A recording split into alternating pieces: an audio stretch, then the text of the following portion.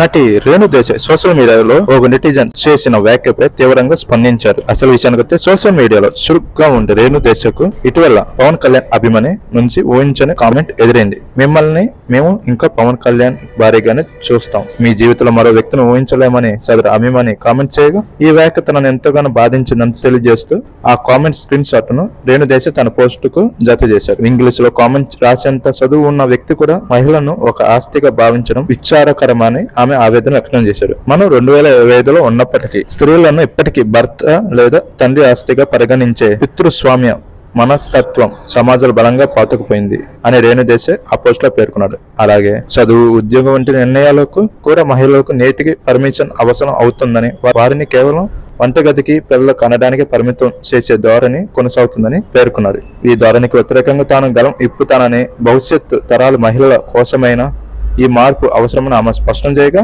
Feminism అంటే weekend లో తాగి తిరగడం కాదు, మహిళలను పశువులుగా లేదా ఫర్నిచర్ గా చూసే బేసిక్ మైండ్ సెట్ ను ప్రశ్నించడమే అసలైన ఫెమినిజం అని ఆమె తన పోస్ట్ లో పేర్కొన్నారు. రాబోయే తరాల్లో అయినా స్త్రీలు తమ స్థానాన్ని సంపాదించుకోవాలని, గర్భంలోనే సిద్ధిమేయడం, పరువు హత్యలు, వరకట్న మరణాలు వంటివి ఉండకూడదని ఆశిస్తున్నట్లు రేణు దేశాయ్ తెలిపారు.